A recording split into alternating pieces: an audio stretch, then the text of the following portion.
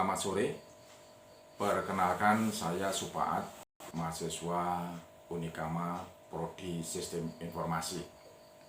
Kali ini saya akan menjelaskan materi The New Force of Change. The New Force of Change merupakan perubahan-perubahan baru yang sangat besar terjadi karena pandemi. Pandemi 2 tahun ini cukup menyita baik secara nasional. Di dalam perubahan-perubahan baru ini tentunya banyak hal-hal yang berubah. Nah, ada satu teori yang bernama VUCA. Teori ini diciptakan oleh Warren Benning pada tahun 1987. Teori VUCA ini pada awalnya diimplementasikan di militer yang pada saat itu digunakan untuk analisis situasi politik, keamanan di suatu wilayah, sehingga untuk menentukan strategi-strategi apa yang baik pada militer. Tetapi belakangan ini banyak sekolah-sekolah, tempat kuliah yang menggunakan teori VUCA ini untuk membekali mahasiswa, membekali pelajar-pelajar tentang bisnis, untuk analisa bisnis. Nah, apa sih VUCA itu? VUCA itu terdiri dari 4 kata, V, U, C, dan A. V yang pertama adalah volatility, yaitu perubahan-perubahan yang cepat. Kemudian uncertainty, ketidakpastian. Kemudian complexity, itu kerumitan-kerumitan. Sedangkan ambiguity adalah situasi yang membingungkan. Melalui teori VUCA ini, volatility itu dijawab dengan visi daripada setiap organisasi. Kemudian ketidakpastian atau uncertainty itu diantisipasi dengan understanding atau pengertian. Sedangkan tingkat complexity itu diantisipasi dengan clarity atau komunikasi yang jelas. Kemudian ambiguity atau situasi yang membingungkan itu dijawab dengan egality, yaitu tentang ketangkasan atau kecepatan di dalam menjawab suatu permasalahan. Nah, dari VUCA inilah bisnis itu akan mudah dianalisis, sehingga bisnis ini akan menjadi lebih baik dan lebih maju.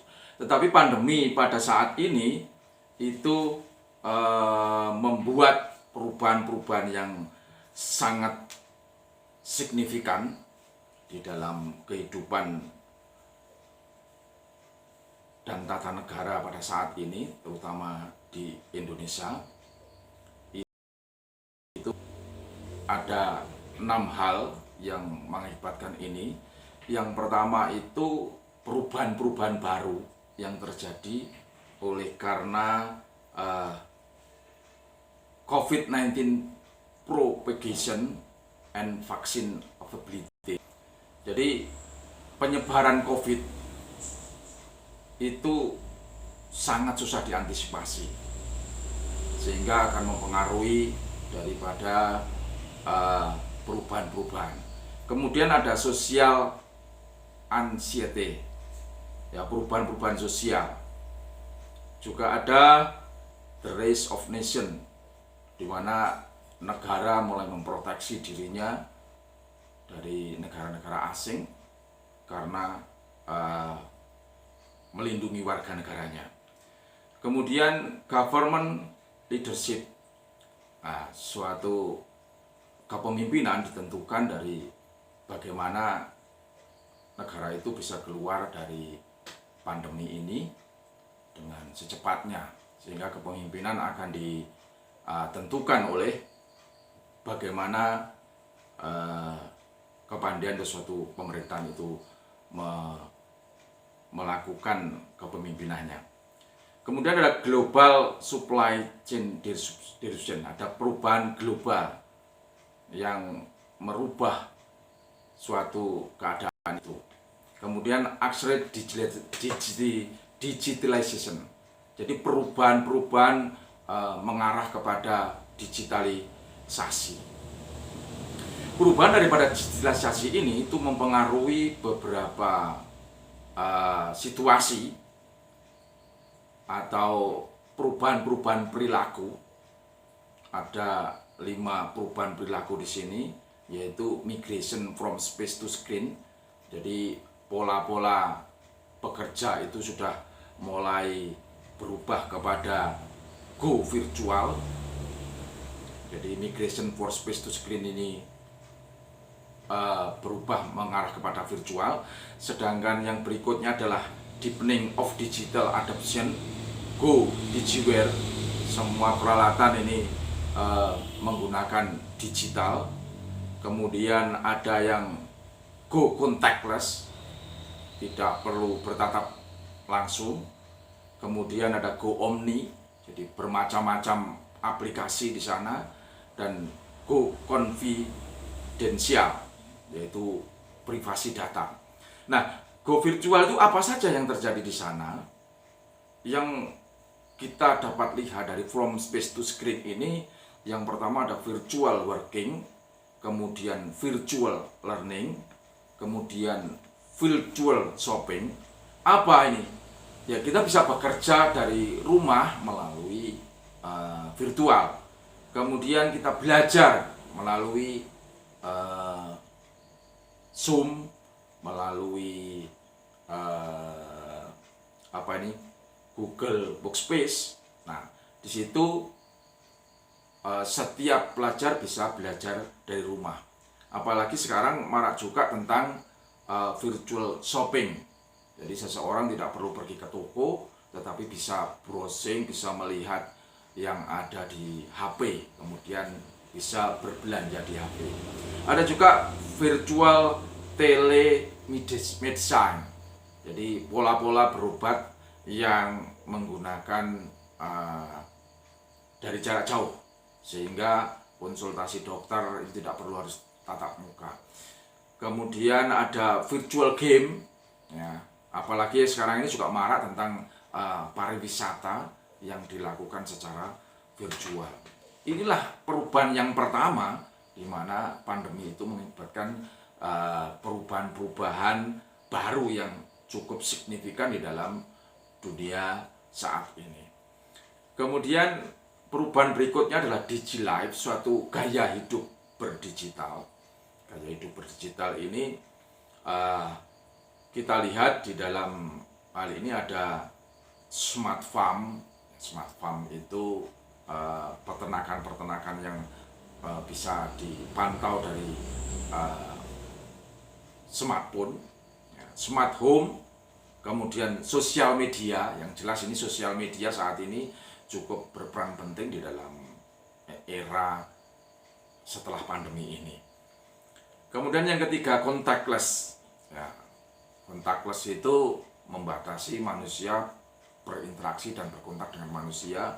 Adapun alatnya bisa melalui robotik atau bahkan pembayaran cashless, ya, tidak harus melalui tangan-tangan kita.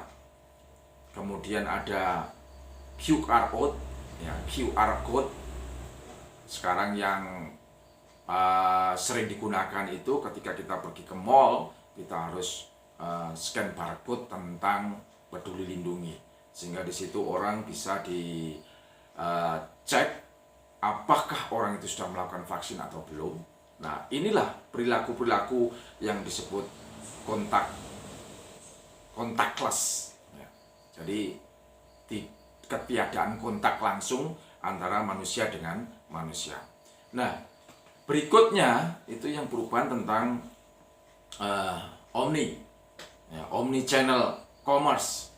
Jadi dagangan itu banyak aplikasi-aplikasi yang mendukung. Jadi akan ada beberapa macam ya bukan hanya satu dan bukan hanya didominasi oleh suatu channel begitu. Jadi banyak channel, omni channel commerce, ada omni channel education. Ya, bahkan pendidikan ini sudah mulai banyak merambah kepada berbagai macam aplikasi. Nah, yang terakhir itu confidentiality. Jadi bagaimana privasi seseorang itu benar-benar dijaga, itu melalui security dan trustnya, kepercayaan itu dilindungi melalui proteksi-proteksi yang ada. Sehingga teman-teman, pada saat ini ada yang namanya new value proposition. Apa the new value proposition? Adalah nilai-nilai baru, di mana hidup dengan tatanan baru. Yang pertama, banyaknya korban nyawa akibat COVID-19 melahirkan masyarakat baru yang penuh empati, welas asih, dan syarat solidaritas sosial. Nah, ini yang pertama. Jadi empathic society. Jadi muncul orang-orang yang memiliki empati tinggi karena adanya pandemi. Kemudian tadi sudah sampaikan, go virtual. Perilaku seseorang tidak perlu ada tidak banyak bisnis yang menggunakan tatap muka, tetapi menggunakan virtual. Dengan adanya COVID-19, konsumen menghindari kontak fisik manusia. Mereka beralih menggunakan medium virtual atau digital, sehingga banyak orang dengan manusia paket. Nah, manusia paket ini setiap belanja menggunakan paket-paket yang akan dikirim ke tempat masing-masing. Kemudian yang ketiga itu back to the bottom of the pyramid. Kehidupan manusia sudah tidak memikirkan gaya hidup, tetapi mulai kembali ke masalah-masalah dasar, yaitu makan, kesehatan, keamanan, jiwa dan raga.